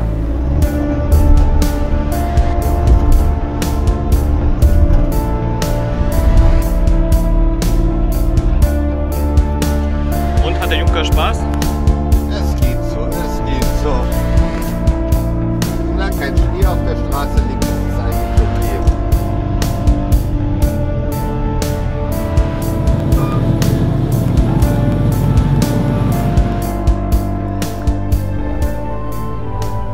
Wir sind bei unserer Europareise mittlerweile in einem frischen Land angekommen, San Marino. Das heißt, es ist eigentlich eines der ältesten Länder. 301 hat es sich vom Römischen Reich noch losgelöst. Ja, da hinten ist noch Italien, aber wie gesagt, wir sind jetzt mittlerweile in San Marino. Ja, es ist nicht nur ein sehr altes Land, sondern es ist eigentlich auch die älteste parlamentarische Republik. Das heißt, am Anfang, ja so 16. Jahrhundert, da haben halt eben die bedeutenden Familien die Ratsmitglieder gestellt. Später sind die Ratsmitglieder auf Lebenszeit gewählt worden und schließlich hat man zu den üblichen Wahlmodi, wie sie halt eben so sind, gefunden. Das heißt, ganz so üblich ist nicht alles in San Marino, denn regiert wird das Land von 2 Capitanos. Ja, ihre Flotte kann uns allerdings nicht gefährlich werden, denn San Marino ist ja ein Binnenland. Diese Capitanos sind übrigens auch immer nur 6 Monate im Einsatz und müssen sozusagen in beiderseitiger Übereinstimmung regieren. Und jetzt wollen wir mal hören, wie sehr sie der Gefahr des Virus entgegentreten können. San Marino had in the spring the highest rate of COVID infection. And how is the situation now? Well, for sure, it's not for the best. I mean, we've still got a lot of restrictions, but like all countries, we try to maintain distance, wear masks, and act some way normally because, you know, we are a small country, so there are not so many cases that you would say you don't know who you're talking to and if he's got the virus or not. I've been in Turin for study. You meet much more people during your daily routine, and that's what I'd say the central point about this situation. In San Marino, you are always with the same persons and always doing the same activity in the same places. Our politicians tried to act as normally as they could, and they even invested kind of a lot of money on a Christmas event. And many San Marinese were kind of angry for that.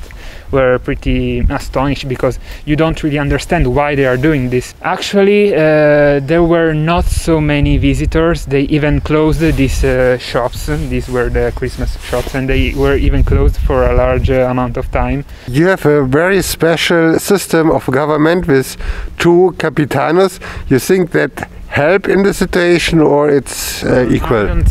I don't think our government system is really important in this situation. The main problem for our republic in this situation is that our politicians were pretty focused on trying to act normal, try to keep it cool, as normal as they could, because there weren't enough money to guarantee an income to those who were forced to close their family-conducted shops, like in Italy. Our governments tried to keep everything open as much as possible. This was very much criticized by Italy and Italian government, but I'd say that it was even not really understood, because it wasn't really possible for us to close everything. And the fact that we are not so much, that our demographic population is not so large, was another reason to take this choice. If you are forced to close your shop, you slowly go in bankrupt.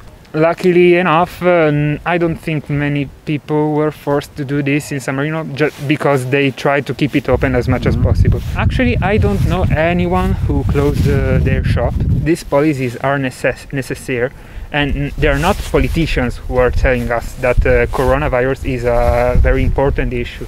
It's a problem, and we have to face it, not just pretend it doesn't exist and go on with our activities, because that would be not only work. People don't think it is really a problem because maybe because they don't see directly the cases, the sick people in the hospitals. Relatives of mine works in an hospital, and she's telling us that the hospital is completely blocked, is completely collapsed on itself. I would be more strict about respecting laws, wearing masks in public especially, because many people don't do this and don't get punished for that. Surely we would be in a better situation, because right now cases of COVID are getting higher for the 3rd time, and at least in Italy. It's everything empty. Like you can see, there is nobody in the historical center, but the same situation in Italy is like the San Marino. It's the same. In this moment, we are waiting for some kind of help, you know. We are going about ourselves, you know, and it's very difficult now. It's a very bad situation. I'm here, but I'm not doing nothing, you know. I'm looking at the internet. If we were open in this moment, but you know, it's difficult to say how can we stay open, you know, because there is a lot of people in this moment with the corona, with the COVID. It's very difficult, you know. I know that the government in this moment is very difficult to do the rules because, you know, the COVID is very high in this moment. It is a good thing to be a small country, or it makes it even more problems? Well, in this moment, it can be a problem because, you know, example, if I look at my situation, I'm a citizen of San Marino, where I can go work. But you also can go work in Italy? No, if I want to go to work, I am the citizen of San Marino, you know. San Marino is not in the European Union, so to go work in Italy, I have to be, you know, it's not possible in this moment. Well, it can be possible, but I have to try a job that Italy needs. Okay, like this too. Wenn es der Wirtschaft hier schon so schlecht geht, dann muss doch wenigstens der Juncker einkaufen und San Marino, ich denke, das steht mir. Was sagen denn Sie zu der ganzen Corona-Thematik? Offensichtlich hat es Ihnen die Sprache verschlagen, aber das ist ja eine sehr interessante Maske, die Sie da tragen.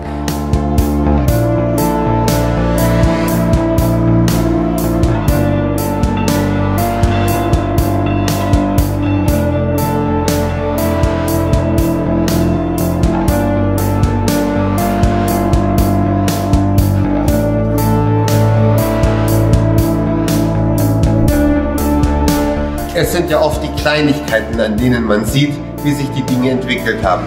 Hier das Veranstaltungsplakat vom August 2019 in Rimini. Seitdem ist offensichtlich am Strand und auf der Straße in Rimini einfach nichts mehr los. Junker Janel am Teutonengrill im Rimini.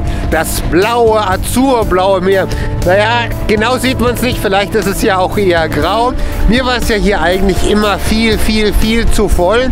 Aber jetzt habe ich wirklich die Gelegenheit auf einen romantischen Spaziergang ganz alleine. Tja, sowas gibt es halt eben nur zur Corona-Zeit mitten in der Nacht im Januar.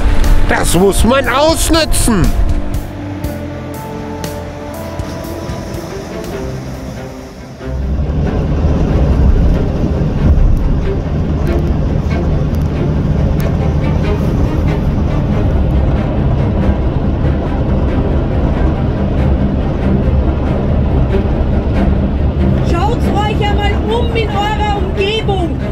Wie viele Menschen hier auf diesem Platz sind. Sie stehen endlich auf und sagen Nein zu den bevorstehenden Impfzwang, Nein zu den Massentests.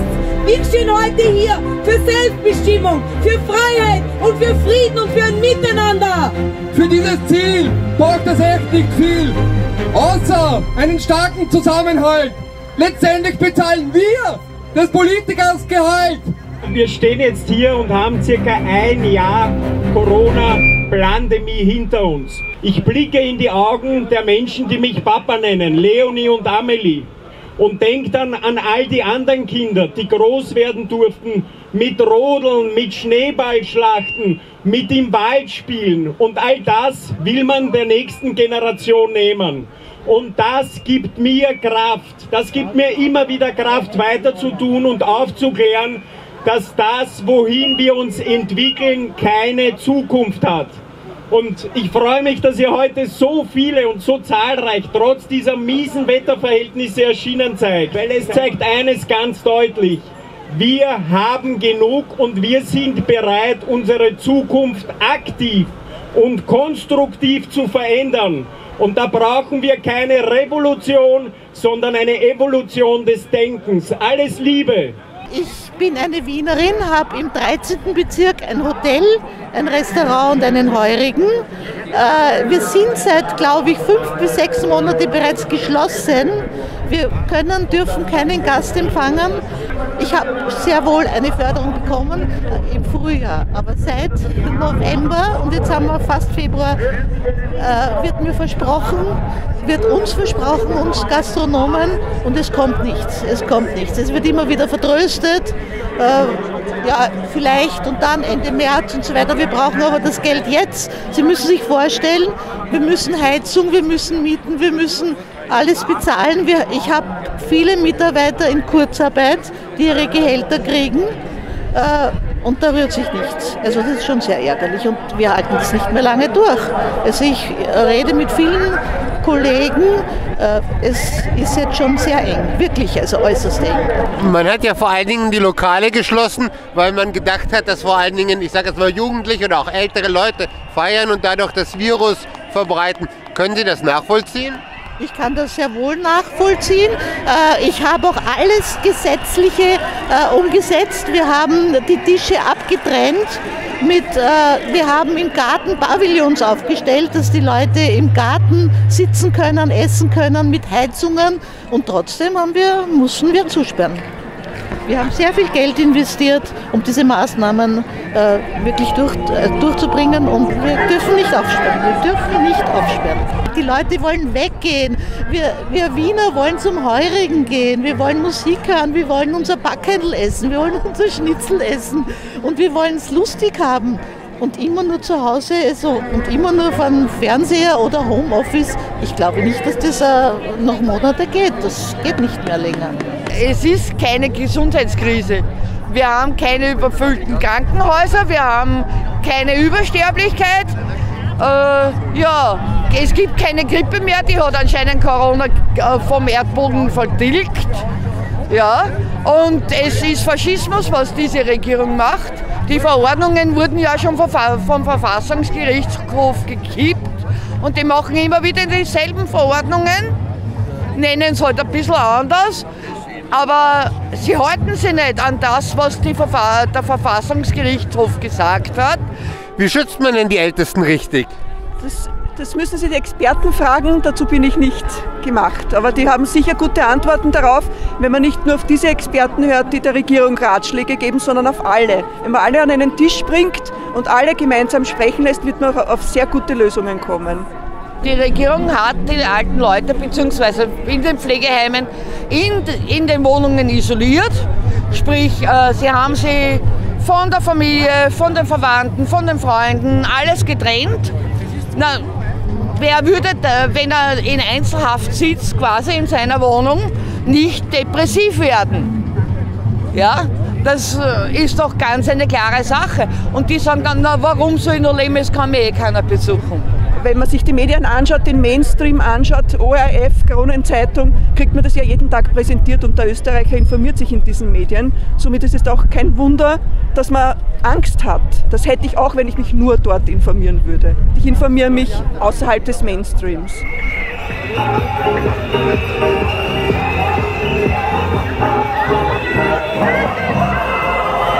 Merkel in den Knast, Söder in den Knast, Maas in den Knast, Steinmeier in den Knast, Schein in den Knast, Drosten in den Knast, Kurz in den Knast.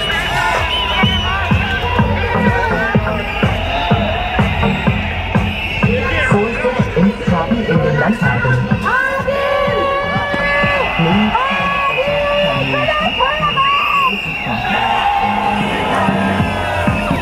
Schluss mit der Fake-Pandemie.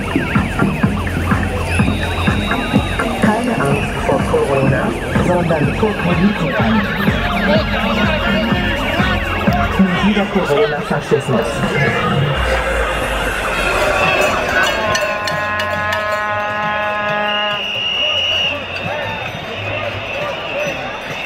Wir wollen unsere Freiheit zurückhaben. Wir wollen Frieden zwischen den Menschen. Ende der Aufhetzung. Vollständige Aufklärung. Wahrheit auf den Tisch. Kurz muss weg! Kurz muss weg! Kurz muss weg, wo muss er denn hin? Abtreten sollte er, zurücktreten, die gesamte Bundesregierung soll zurücktreten, unmittelbar und alles aufheben. Können Sie mir sagen, was die Corona-Querfront ist? Ja, wir verbinden alle Menschen von links nach rechts, die Mitte quer durch alle Schichten. Darf man fragen, wie weit das nach rechts oder nach links gehen darf? Soweit es eben nach rechts und nach links geht. Grundsätzlich ist es so, dass wir alle eine Menschheitsfamilie sind und in dieser Menschheitsfamilie darf jeder seine Sichtweise haben, die er gerne haben möchte. Muss aber nicht zumindest die anderen tolerieren? Indem, dass ich jetzt sage, jeder hat die Freiheit, das zu denken, was er denkt, toleriert man schon, das impliziert das Ganze schon, oder? Die Pandemie ist dann beendet, wenn sich die Bevölkerung dafür entscheidet. Aber ein Großteil der Bevölkerung ist ja eher für die Maßnahmen. Ja, leider. Richtig. Also das heißt, wir haben nach wie vor Pandemie. Na, aber der Großteil der Bevölkerung glaubt es, weil er sich von den Medien in diese Richtung beeinflussen lässt. Ja. Das heißt, Sie sind der Meinung, die Medien berichten falsch darüber? Ja. Was machen die Medien so falsch? Ja, also eigentlich durch die Bank leider von den staatlichen Medien hört man die gleichen Informationen. Mehrheitlich die gleichen Wissenschaftler, die zitiert werden. Es wird einfach kein mehrheitlicher Diskurs gefördert, keine anderen Meinungen von ebenso anerkannten Wissenschaftlern werden dem Diskurs zugefügt und dadurch ist es einfach einheitliche Berichterstattung. Aus Schwermetall, ja. Fragst du den Arzt, weiß er nicht, was steht dem Fallblatt. Auf Foto mit den Achseln, sagt, das geht auf jeden Fall klar. Als Alterszeiten man sich hier lässt verleihen, steht ihr dann ganz alleine irgendwann vor der Entscheidung. Und weil dann meistens niemand mehr einen Plan hat, erzähl ich von Erfahrungen, bewahr euch vor dem Drama. Herr Sellner, kriegen wir ein paar Worte dazu? Der große Austausch, was hat das hier mit Corona zu tun? Der große Austausch und der Great Reset sind alles ebenso wie die Corona-Politik globalistische Agenden, die versuchen, eine internationale Politik um und durchzusetzen. Und als Patriot, als Populist, wie manche sagen mögen, mag man das natürlich alles nicht. Weder Great Reset noch globaler Migrationspakt. Haben Sie nicht ein bisschen die Befürchtung, dass das jetzt, ich sage jetzt mal, Sie sind ein bisschen eine umstrittene Person, sich negativ auf diese Corona-Demos auswirkt? Das glaube ich nicht, denn ich bin ein einfacher Teilnehmer. Wie Sie sehen, habe ich kein Megafon oder rede auf keiner Bühne. Und ich glaube, die große Stärke der Corona-Demos ist ja auch, dass von allen möglichen politischen Richtungen, Kulturen, Subkulturen, Geschmäckern jeder sich hier anschließen kann, wenn er einen gemeinsamen Konsens hat. Und der heißt, diese Corona-Politik ist schlecht und muss sich ändern. Wien grüßt ganz Österreich, grüßt alle, die zu Hause sind. Alle, die uns im Livestream sehen, wir sind friedlich. Die Demo ist sehr friedlich, sehr harmonisch. Klar gibt es natürlich immer wieder ein paar, die sich halt ein bisschen aufregen, aber die tun wir unter Kontrolle halten. Wir schauen, dass wir die Ordner gut einteilen. Hat bis jetzt noch keine Probleme gegeben, außer von der Gegenseite her. Da wurden die Polizisten mit Piraten abgeschossen von der Antifa. Und ja, von unseren Demonstranten, man sieht, wir gehen friedlich spazieren und das ist auch unser Ziel und das werden wir weiterhin verfolgen. In Frieden und in Freiheit und in Selbstbestimmung auf der Straße zu gehen und unser Statement laut zu verkünden. Sie haben schon angesprochen, es gab auch eine Gegendemonstration, die wirft Ihnen vor, hier angeblich mit Faschisten zusammenzuarbeiten. Was sagen Sie dazu? Na, absolut nicht. Also ich bin selbst, ich habe selbst ausländische Wurzeln, und zwar griechische Wurzeln. Ich habe sehr viele Freunde, die auch aus dem Ausland kommen, die sehr gut integriert sind, und deswegen, ich habe absolut weder mit Linksextremismus noch mit Rechtsextremismus irgendetwas am Hut, möchte ich auch gar nicht, weil ich finde, wir sollten jetzt endlich einmal schauen, dass wir das Verbindende finden, und das ist Friede, Freiheit und die Selbstbestimmung. Jeder einzelne Mensch hier in Österreich, völlig egal welche Nationalität er hat, welche Religion er hat, jeder darf hier leben und soll auch leben. Ja? Und das, was jetzt momentan ist halt leider nicht mehr wirklich ein Leben. Es ist ein Hinvegetieren.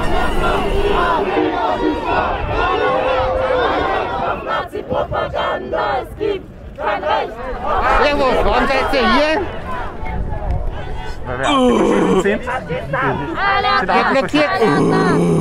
Der blockiert eine andere Demo. Ist das okay so? Ja, ich und los, okay. Was fragst du so, Depp? Kannst du zurückfragen, ist es okay, Nazi-Propaganda zu verbreiten? Viele von den Leuten sagen, sie sind keine Nazis, sie sind nur gegen die Corona-Maßnahmen. Können Sie das nachvollziehen? Absolut. Er hat die Demos angemeldet, das waren rechtsextreme Organisationen und wenn man sich anschaut, wer da spricht, sieht man ganz klar, dass das Rechtsradikale sind. Das ist der antifaschistische Protest, der sich gebildet hat, im Gegensatz zu den Corona-Leugnerinnen und Verschwörungsideologinnen und Antisemitinnen, die heute hier durch die ganze Wiener Innenstadt rennen. Und man sieht auch wieder, wo die österreichische Polizei hier politisch steht, weil sie einfach antifaschistischen Protest mit einer unfassbaren Repression begegnet. Und gleichzeitig Leute, die sich überhaupt nicht an irgendwelche Corona-Maßnahmen halten und damit auch die ärgsten Menschenfeinde sind, durch ganz Wien laufen lässt. Wir haben jetzt auf der Demo da drüben auch Leute gesehen, die Plakate hatten, nie wieder Faschismus. Ist das nicht ein bisschen merkwürdig? Das ist ziemlich merkwürdig, weil genau die Leute für Faschismus stehen. Also die vertreten ja genau die Ideologien, aus denen sich Faschismus speist. Sei es zum Beispiel eine Impfgegnerschaft, die schon immer eine Nähe zum Antisemitismus hat. Also da kann man zum Beispiel Eugen Düring nennen, das ist ein Nationalökonom und Vordenker des Nationalsozialismus, der schon 1881 in der Schrift davon geredet hat, dass Impfen ein Aberglaube ist, der von Juden in die Welt gesetzt worden ist, um deutsches Blut zu verunreinigen. Das ist ja komplett verrückt. Und genau in dieser Tradition stehen diese Leute. Also das ist ja dann wirklich eine Farce gegen Faschismus, sich auf die Plakate zu schreiben. Ich habe irgendwie das Gefühl, die Leute meinen das schon ernst und haben das Gefühl, dass ihre Grundrechte von einem faschistischen Staat eingeschränkt werden.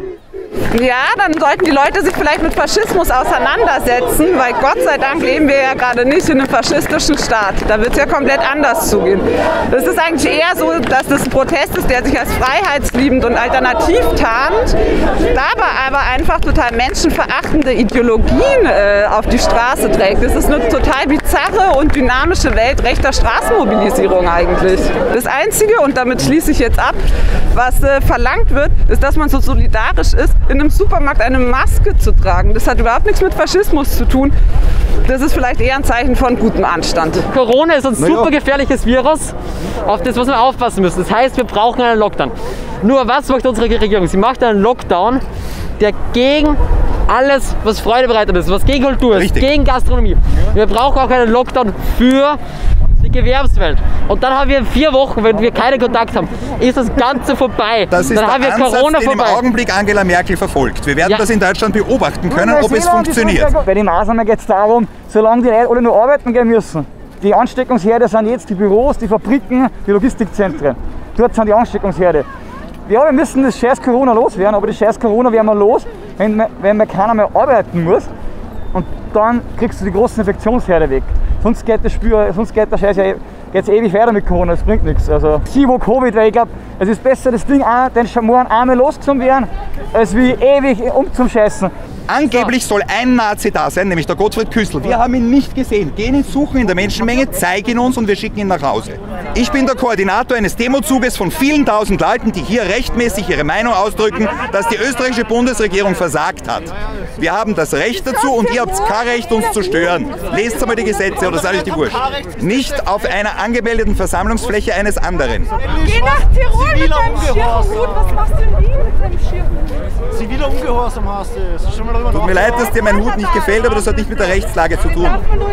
Großer Freiheitsverteidiger. Es sterben Kinder an der Grenze. Es sterben Kinder in der Welt, die verhungern während der Corona-Maßnahmen.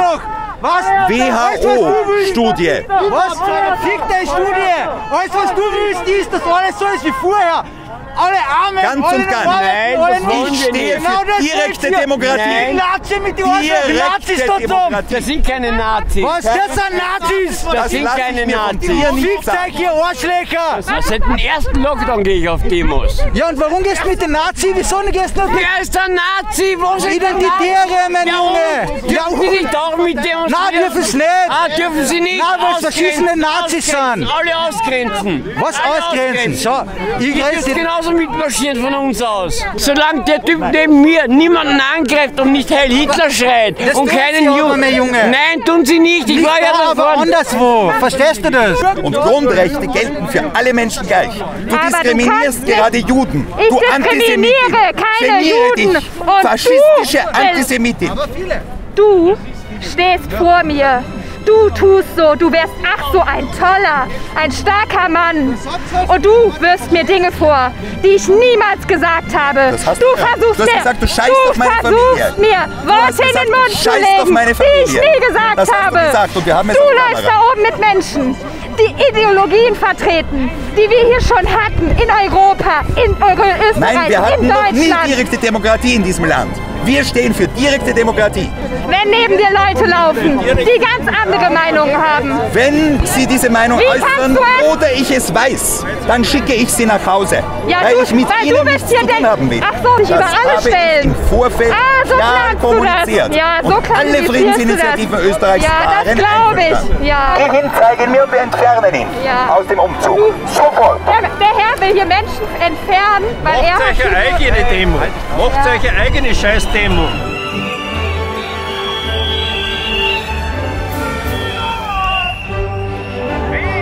Seid ihr noch auf? Österreich, seid ihr noch laut?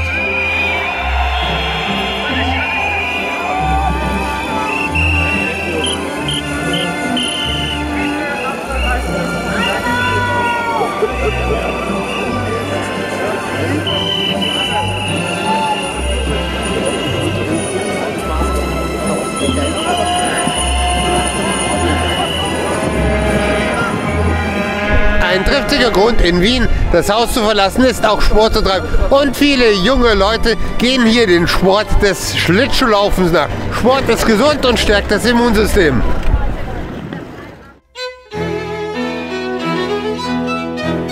Wir sind in der tschechischen Hauptstadt Prag angekommen. Und wie wir schon gesagt haben, alle Restaurants sind geschlossen. Aber an Takeaways mangelt es hier wahrlich nicht.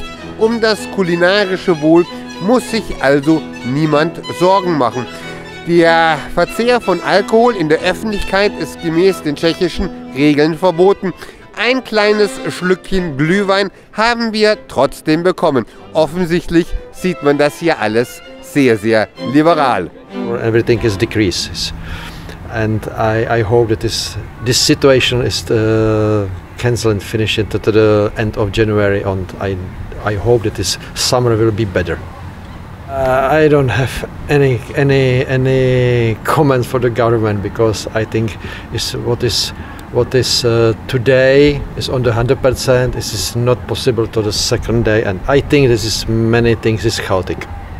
Yourself afraid of Corona or not? I don't know. No. No, nothing. No. I'm only healthy. Okay, okay. Food is not possible. It's only possible just now. Is outside is only coffee, and everything is take away.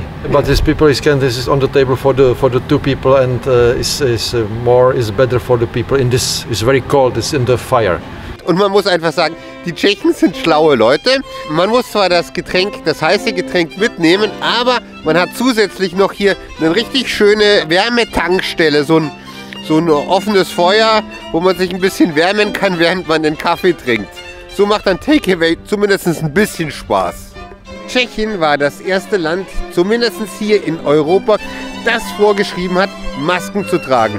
Es war auch das erste Land, das die Maskenpflicht wieder aufgehoben hat und auch wieder eines der ersten, die die Maskenpflicht erneut eingeführt hat. Ja, die Corona-Zahlen sind auch hier nach oben gegangen und trotz der Maßnahmen sind sie auf hohem Niveau und steigen sogar ein klein wenig an. Die Restaurants haben zu. Interessanterweise haben wir eine Thai-Massage entdeckt, die geöffnet hat. Offensichtlich läuft Thai-Massage hier unter gesundheitlicher Vorsorge. Das ist ja mal erfreulich. Alle reden ja über Impfung und Abstand halten. Aber ganz wichtig ist ja auch das Immunsystem in Gang zu halten. Danke, Herr Kameramann, dass Sie mich an meine täglichen Sportübungen erinnert haben. Und jetzt die Abfahrt.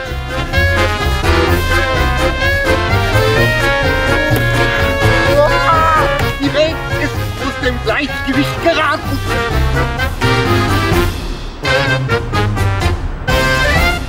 Wenige Touristen sind hier. Allerdings, was mir auffällt, es sind sehr, sehr viele Tschechen unterwegs, die jetzt halt offensichtlich die Gelegenheit nutzen, ihre eigene Stadt zu entdecken. Im Übrigen, es gibt noch eine Sonderregelung für Touristen. Eigentlich ist Tourismus verboten, aber Ausländer müssen grundsätzlich eine Maske tragen, wenn sie aus roten Ländern kommen. Und Deutschland ist ein rotes Land, wobei ich bei unserem Land manchmal eher schwarz sehe. Trotzdem, wir müssen Maske tragen.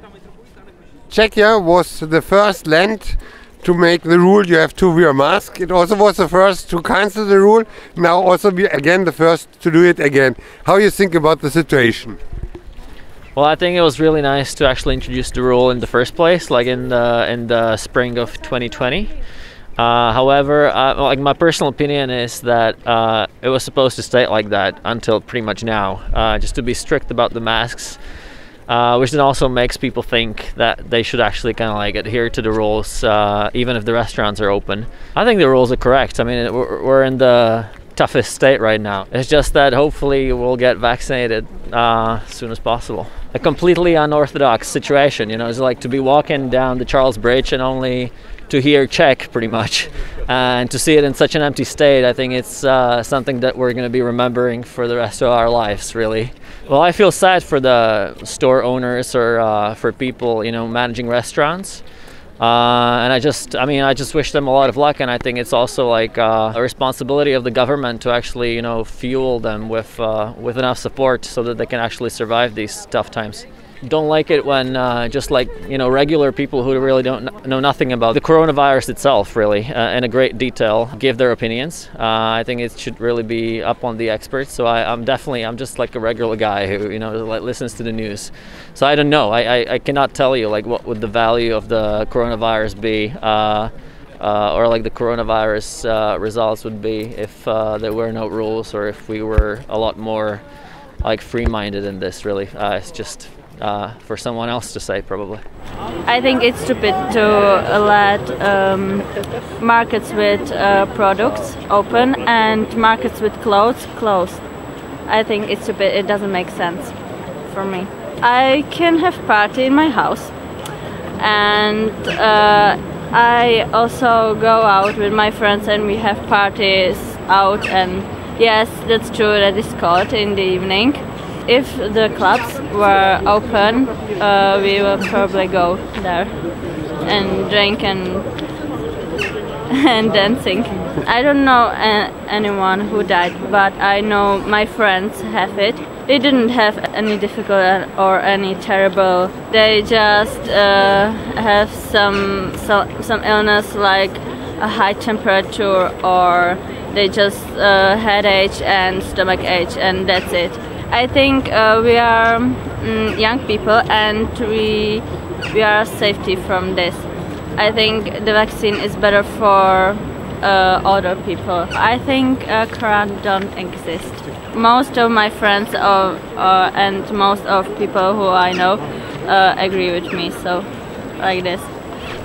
I think that people now is realizing that the real solution it was to have a healthy life, but with this virus they're getting this knowledge.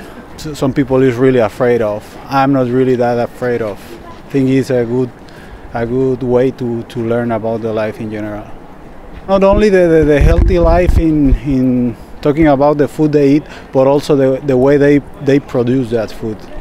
The people before the crisis, they used not to cross this bridge because it was full of tourists. So now because of this they are realizing they can also see once again their own city with another point of view.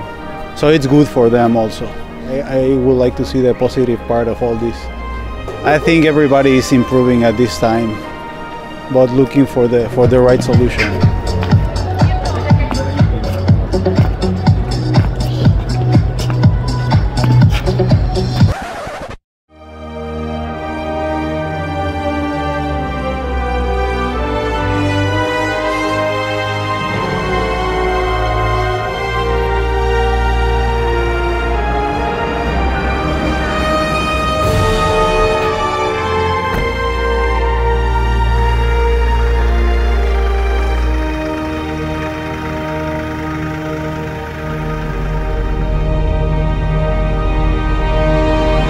befinden uns hier zwischen Komotau und Marienberg an einem der typischen Grenzmärkte im deutsch-tschechischen Grenzgebiet und wo hier früher immer viel los war, wo die Leute hergefahren sind, um günstig zu essen, um vielleicht sich ein bisschen Nippes mitzunehmen, um natürlich auch Zigaretten zu kaufen. Ist jetzt halt hier so gut wie gar nichts mehr los, ist klar. Man braucht ja einen triftigen Grund, um Deutschland zu verlassen, und billig tanken und Zigaretten einzukaufen gilt wohl für die deutschen Behörden nicht als triftiger Grund.